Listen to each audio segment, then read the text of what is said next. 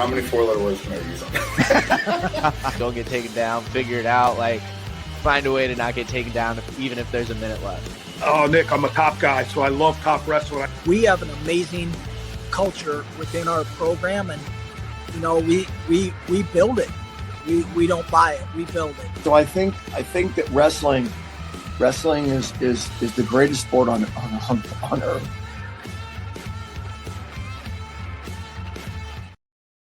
What's going on, everybody? Welcome into On3 Wrestling. I'm your host, Nick Kosko, and with me today as we approach the holiday weekend is none other than Trent Hidlay, 92 kilo representative for Team USA. Trent, I'll start right there. That's got to feel good, my man. Of course, over at Final X just a couple weeks ago, you earned the final spot for Team USA at that weight. It's been a long time coming, so I can only imagine the last couple of weeks for you have been quite the whirlwind.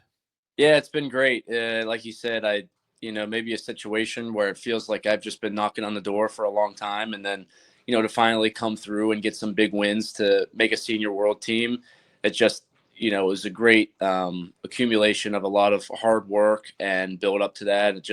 It felt great. And then you try to take a little bit of time to heal up and recover, probably more so mentally and emotionally than physically. It was just such a high stress training block leading up to it that I wanted to make sure I was prepared, and I definitely was. So it was a lot of hard work that went into it, and to make the senior world team was great. And now, your focus shifts to winning a world championship. So I was able to take a little bit of time off these last, week or two and getting back into training to get ready for some training camps and the ranking series in Budapest to just get ready for some final preparations. But yeah, the focus now is to the world championships.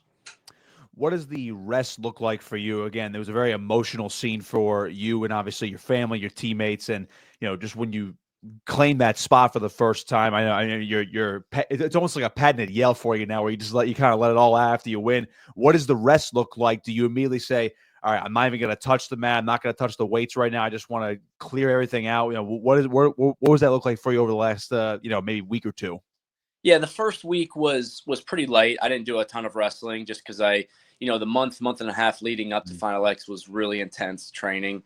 And I was just really disciplined, super locked in. So I needed a little bit of time to relax and just kind of do some things that are more fun, hanging out with friends and sitting by the pool. The weather's been like excruciating hot. I know, not just here, but everywhere. So trying to spend a little bit of time outside, doing a little bit of weight training just to try to stay strong and keep my conditioning high and keep my weight going up. So yeah, a little bit of lifting, a little bit of conditioning, but really just a little bit of time to let my body and my nervous system just totally, relax and reset, which I think it can be really beneficial. So, and then this past week, easing back into it a little bit more, kind of focusing on some more technique or positions that I know that I'm going to see in Croatia at the World Championships, or maybe some positions or situations that I saw from Final X that I want to clean up a little bit. So the focus kind of now this week is looking into some of those positions and techniques and trying to clean those up a little bit. And next week, heading out to the Olympic Training Center for the first national team camp, which is going to be great.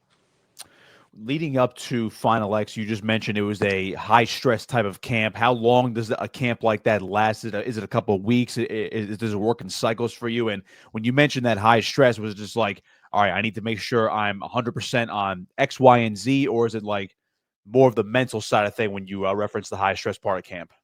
Well, yeah, it was kind of we kind of broke it up into sections a little bit. When we planned it out about 5 weeks out was when, I was obviously had a good base and my conditioning was pretty good. And then about 5 weeks out, we hit, I guess about 4 or 5 weeks out, we hit about 2.5 weeks were really intense, more volume of live wrestling, heavy lifting, heavy conditioning.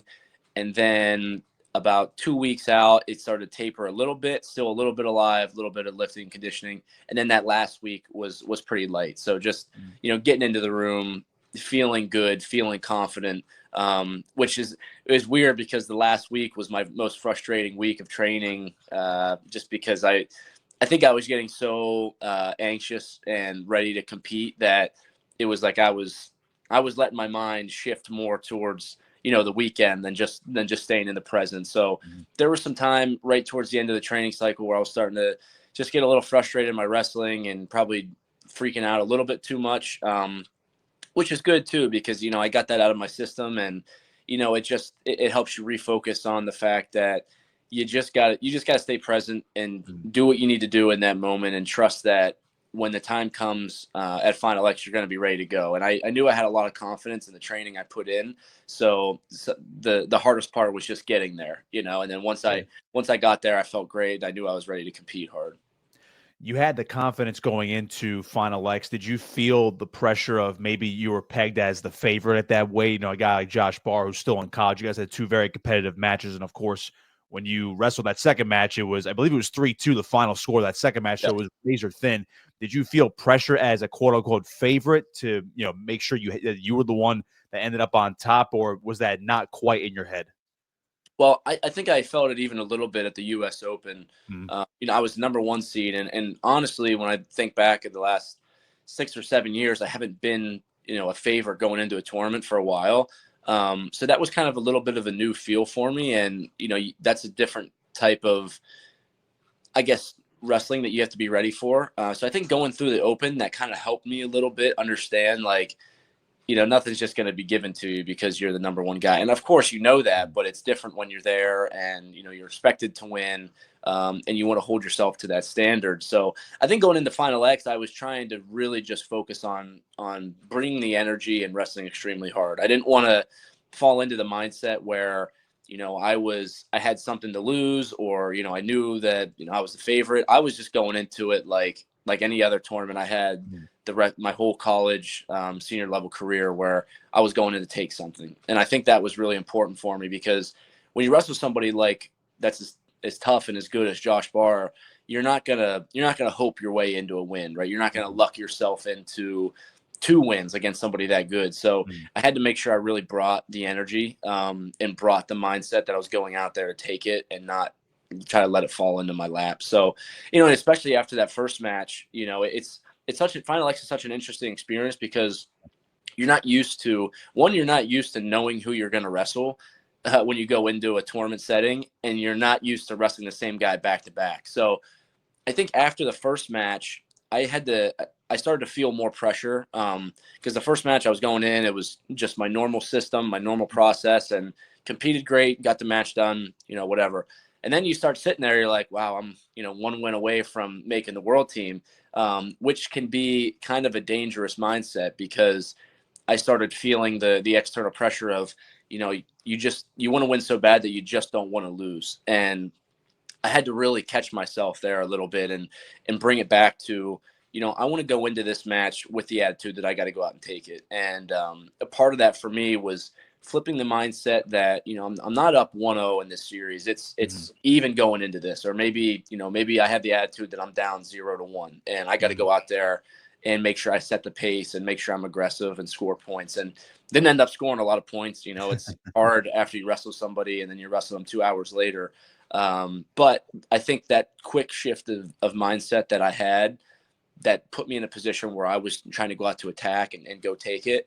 It helped me just compete better, and I knew that was going to be key for me. So I was glad I was able to catch that a little bit. And I think, you know, that comes from experience, right? Like going through college and going through the senior level matches and understanding when that, you know, how the importance of not trying to let something just happen and the importance of going out to take it. So it was good. I was able to lean on my experience a little bit there and catch myself when, you know, I might not have had the greatest mindset, and able to flip that quickly so I could prepare for that second match.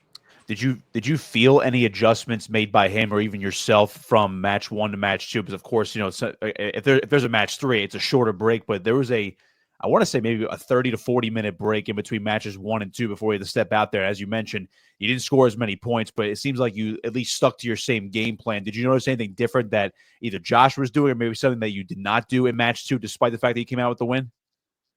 Well, I think, you know, what they did a really good job of was kind of planning for my underhook attacks. And that's something I've taken from Final X and, you know, the past 6 months of my competition is I'm getting a different feel when I punch my underhook to throw by. And now when I'm in practice, I'm trying to work on, okay, how do I still score when people give me that feel? And I think he was probably just more ready for it again in that second match. match. I think one thing he did a little bit more was more like snaps and pulls. So there was a little bit more hand fighting in that second match, which with a higher pace. But one thing I wanted to make sure I did going in the match too was try to own the center and get him on the clock first, which I was able to do. And then I got on the clock, but I still had a lot of time to score, and that's when I was able to open up and throw a different attack in there. So that may have been something that was really key for me, was not just relying on punching underhook to score. I was able to hit kind of an outside step and attack into the body to give myself the lead. And match 2 was kind of interesting towards the end. There was kind of some weird officiating. I went to the body. I got to the quad pod and they blew it dead before they should have. I probably should have got a takedown, only got a step out point. And then I was grounded. He kind of punched an underhook and took me out of bounds, but he never had my other leg and they awarded him 2. And I'm looking around like, that is not a takedown, and they were able to challenge it and they didn't get the takedown, but it was, and then, with 40 seconds left, there's still a lot of time to defend when you're only up by 1. So probably evaded a little bit too much, but you take what you're getting in this situation and you try to hold center. And I know I had a warning to give. So it was a hard fought battle. And, I knew going into match 2 that it was going to be aggressive. It was going to be hard hand fighting, hard pace, because you have 2 guys that are wrestling each other that wrestle extremely hard. You're ready for that. So it's not like you're going into the match thinking that, oh, maybe I'll get, an easy takedown. I knew nothing was going to come easy going into the second match. So again, that's when you have to recenter yourself. It's like, I'm prepared to go in there and scrap. Like, I'm prepared for a battle. And I think just having that mindset, I was ready to go. You lean back to your training and it's like, you start this positive self-talk. It's like, I train so hard. I put myself in these positions all the time. This is what I'm ready for. And that's what's exciting, right? You want those hard matches. You want the battle. And, in that given instance, I was able to come out on top and it just felt great. Yeah, it's interesting you bring up the fact that he came to scrap. Obviously, you always come to scrap. I'm curious about, I guess, the clash of styles now when it comes to facing a guy like Josh in Final X, the other guys you face domestically, and what you're eventually going to prepare for this ranking series, and, of course, the World Championships later this year. Do you find, I guess, wrestling against a guy like that with that type of style who matches your intensity and your physicality, does that ultimately help you? I mean, not saying other guys from other countries aren't going to wrestle like that, but do you find that, I guess, maybe that's the American style, or maybe like, a certain style from American folk style into freestyle that is ultimately going to help better you for the World Championships later this year? Yeah, I certainly think it does. Obviously, some of the guys I'll see at the World Championships aren't going to wrestle like that. I think there's the difference between, a guy like Barr, who's, attacking a lot, trying to go forward, push the pace, to, somebody like, some of the foreigners, they're a little more laid back and calculated. So you have to be a little bit more careful, I think, but it reinforces the idea. It's like, I can wrestle hard against anybody. Like, I can match the pace with anybody. And, I want to be the guy enforcing that pace and using my conditioning to my advantage without getting out of position and giving up, stupid scores. So, and there's a fine balance, I think, between that of being, almost in a frenzy and, too laid back, and trying to find a balance of when that match starts, I want to be moving forward. I want to make this guy work. I want to put him in positions where I feel comfortable in and, just push the pace for 6 hard minutes. And I know I'm going to be in great shape to be able to do that. But yeah, anytime you get matches like that, I think it helps me a ton because, 1, it reinforces to me that the training I'm doing is right. And 2, I think it prepares me to see that in the future. So, yeah, it was a great experience to have. As far as the aftermath is concerned, there's still one more world team spot to be decided between Jackson and Vito. Of course, I believe that's in a couple of weeks over at Fargo. But with your current teammates, at least on the world team, did you get a chance to converse with a lot of those guys? I mean, for people who don't know, or even for newer wrestling fans, this Team USA is pretty much vastly different from the one that we've been used to seeing over the last 5 to 10 years. Guys like Jordan Burroughs are on the mic, although he's not retired. And, there's guys like David Taylor who's now coaching. Obviously, see Aaron Brooks during this cycle after the Olympics last year, but guys like Kyle Snyder are still there. But a lot of new guys such as yourself, David Carr is another one. What was it like conversing with these guys where it's like, this might be the new era maybe at least this cycle leading up to 2028 for Team USA? Yeah, it's definitely a lot of new guys, and I think some people are probably a little skeptical of the potential that the team has. But whether we're first time world teamers, I think a lot of us have experience. Maybe not at the senior world championships, but we have experience. I've been on 2 world teams before. David Carr has been on both of those teams. You look at a guy like PJ Duke, obviously extremely young, but he's got a ton of experience. So, that we're going to be ready to go and bring it when the time comes. But I think it's just a great opportunity to kind of just, take a little bit of a leadership role as well. And, you're on the team, why not run with it and, kind of, rally the team behind you and bring that energy. So I think that's going to be super fun, having some of that young energy with some experienced guys as well. Because, just because we're a little bit younger or less experienced on the team, it's like we still have that same goal to win a world championship. And it'll be cool. After Final X, you don't get a ton of time because everyone's kind of doing their own thing.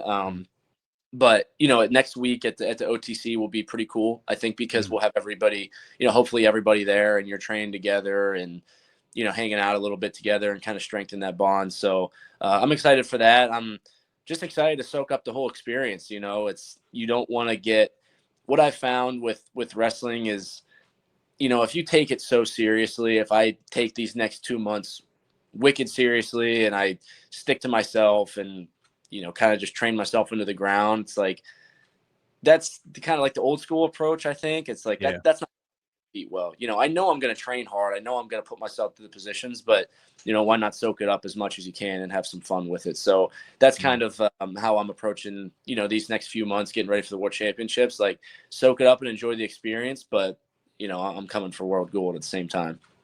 It seemed like one guy who really soaked it up was PJ Duke. You just alluded to, he's in high school just graduated high school, is going to Penn State next year, but beats a guy like Yianni, which I think just blew the roof off of the Prudential Center. Did you get a chance to watch any of those other matches after you were done? I know match 3 was, I believe that was the final one of the evening. Did you get to see that firsthand?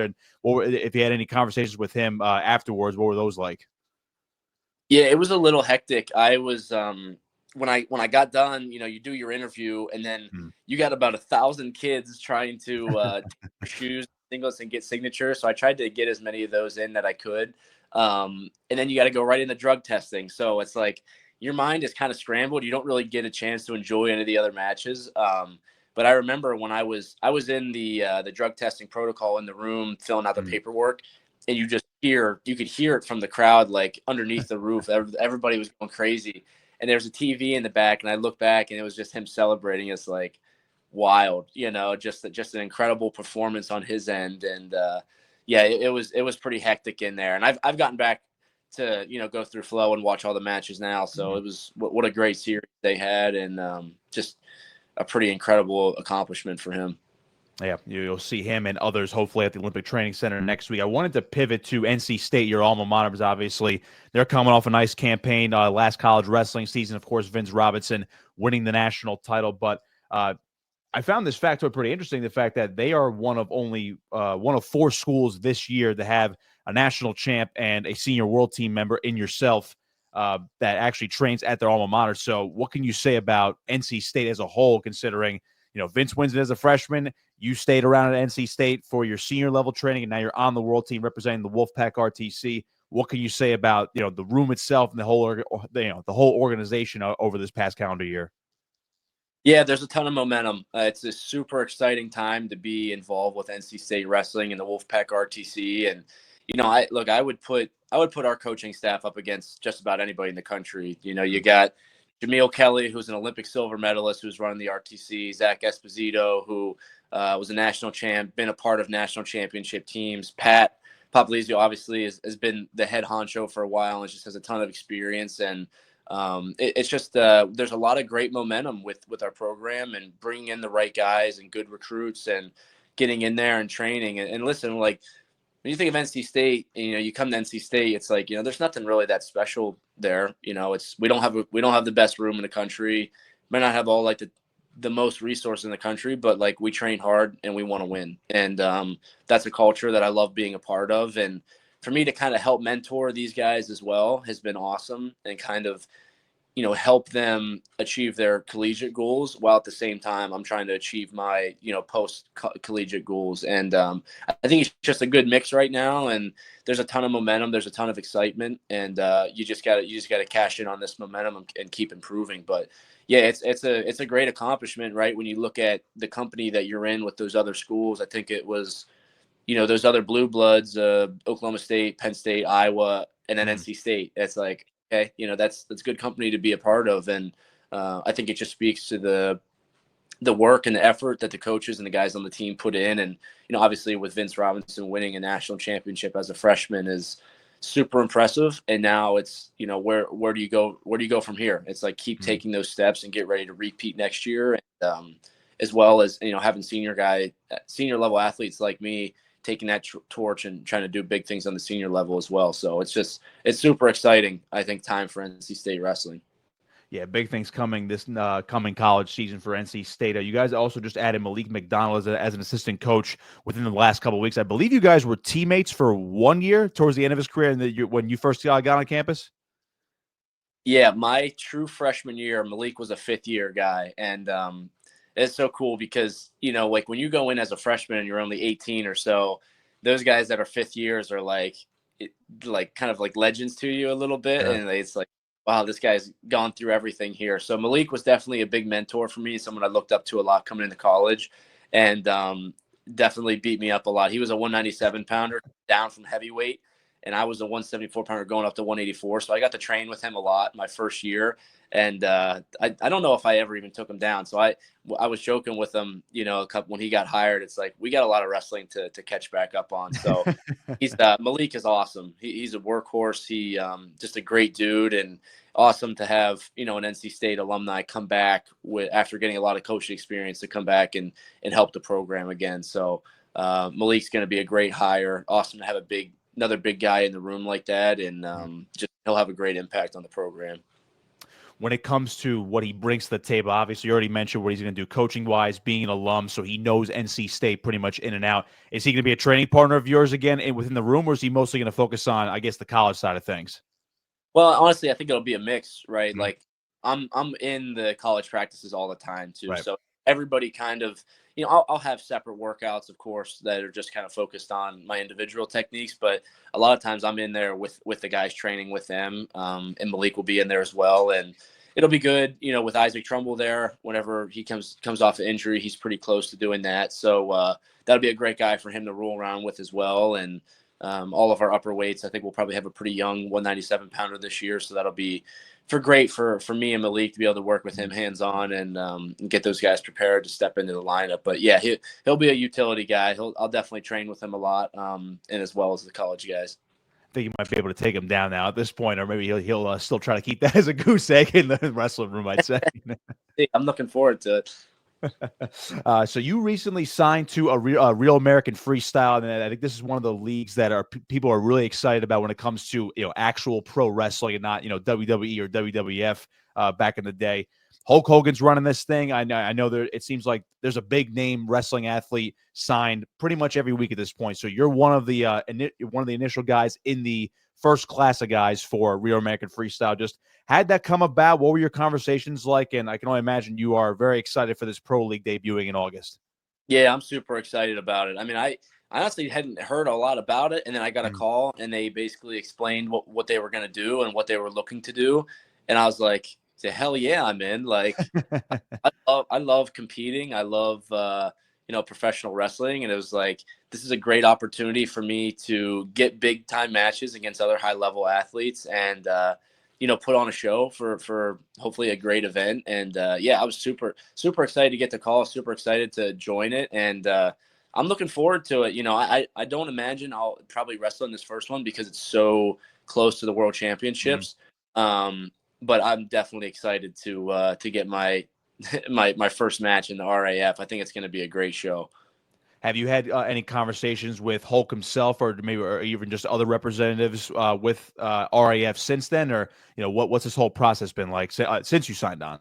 Yeah, I haven't talked with Hulk yet. I'm looking forward to doing that. But yeah, trying to just like keeping me in the loop, and I know they're trying to build it up a lot. So I imagine, as you keep getting closer, they're going to keep building up, try to put people in seats, try to, I think the big thing with RAF is, finally having like a production for it, and making people excited to watch and understanding like, who am I, who am I wrestling, and why should you watch it? And I think Hulk and Eric have such a great experience in knowing how to do that. So bringing that to freestyle wrestling and trying to get people to understand like who you are and why I should watch you.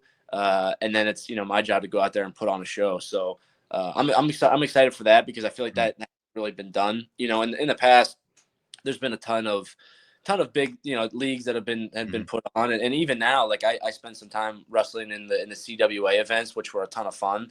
And I think, whenever they asked me to do it and they explained their process, I was like, listen, I've kind of been a part of, something like this before, and I had a blast and it was really fun.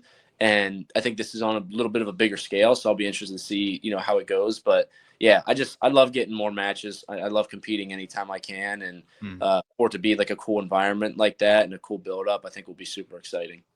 Do you think the type of promotions they're doing? I talked to Brandon Wimbush, who's their chief of staff. Of course, he comes from a football background, so he's definitely diving in headfirst into something brand new. But he seemed very excited about it. He told me that there's going to be more of I guess a UFC type approach to the promotion of the athletes and the events and of the entire organization as a whole.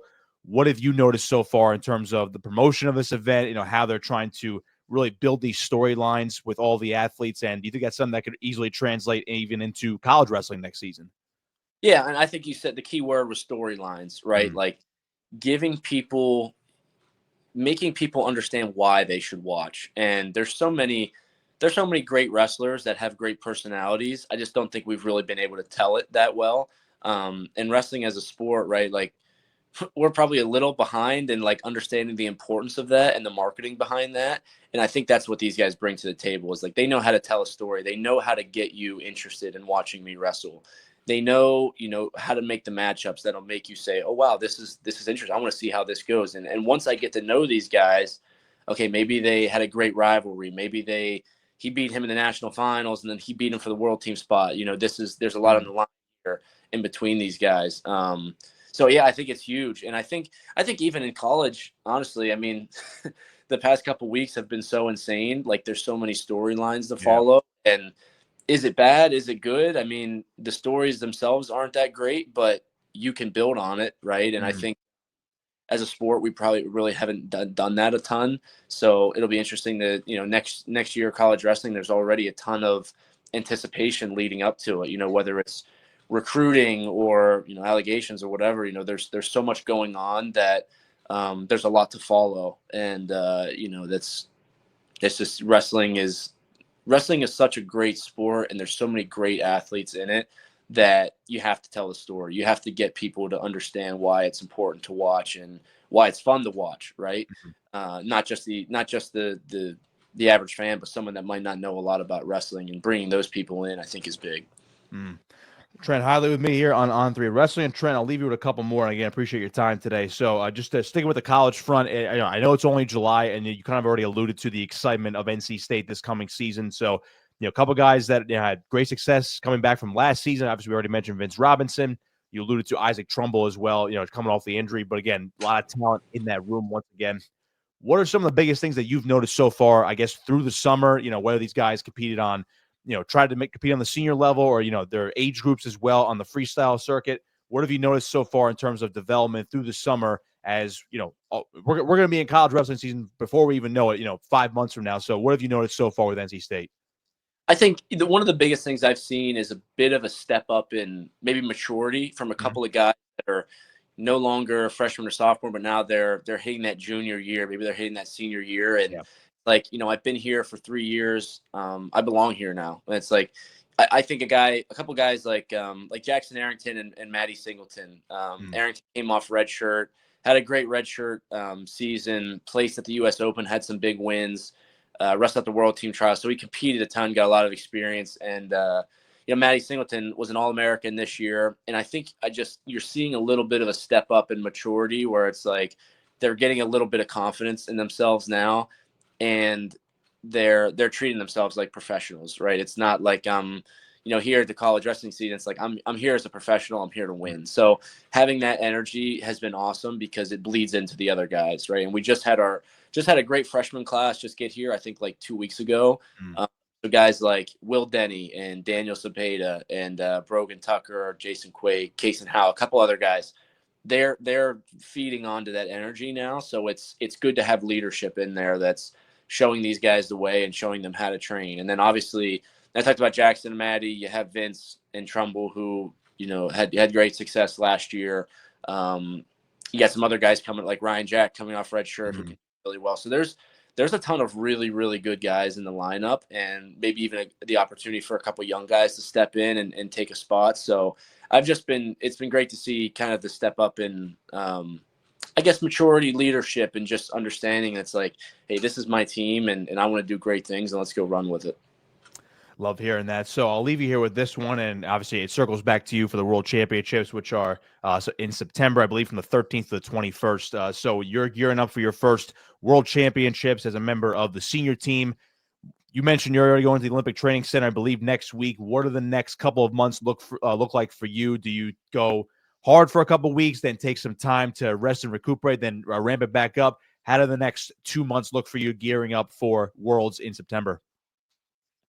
Yeah, and it's going to be pretty calculated. It's pretty crazy. Like you think you get done with Final X and you're like, oh, I don't wrestle until September, but then you're like, 2 months can go by really, really fast. So gotten a little bit of training this week, going to the OTC next week, and then I'll go out to Budapest on wrestle in the ranking series tournament on the 18th, which will have some great competitors there, and I think a good look into kind of what the field will look like at the World Championships as well. So super excited for that. Come back, take a little bit of time off to recover, and then once we hit August, it's going to be a pretty good training month. I think there's another training camp in mid-August that I'll go to at the OTC, and then when I get back, probably have 2 weeks or so before we leave to just train, hit those techniques, get that conditioning strength up, and then we'll do an acclimation camp in Germany the week before the World Championship. So I'll probably leave the States on like the 3rd or the 4th.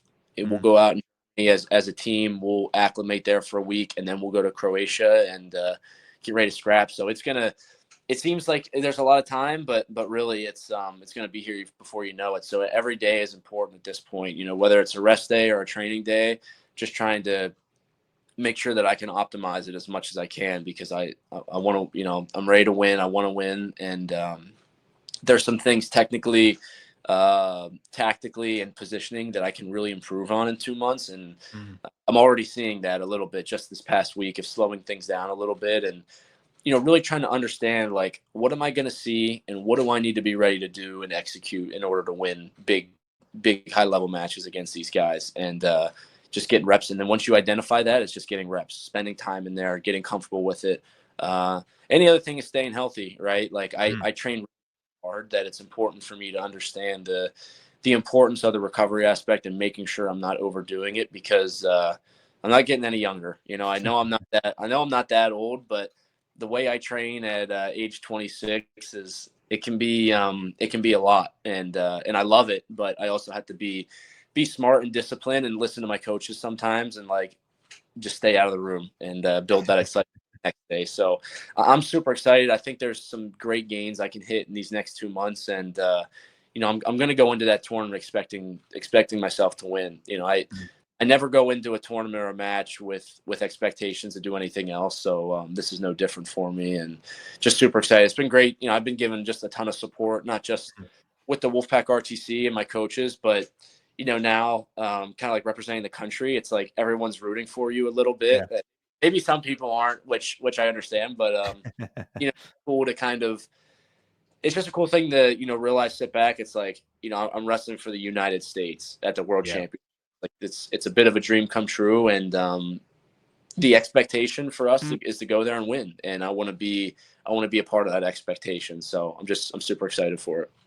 well, it's one dream come true to make the team, and then it's another dream to win gold in September. So really rooting for you, Trent. Appreciate you hopping on today. And like you said, 2 months is going to fly by, and we're going to be watching you represent the United States at 92 kilos in Croatia. So it'll be a really good time. And again, we wish you all the best to hopefully bring back some gold for the United States.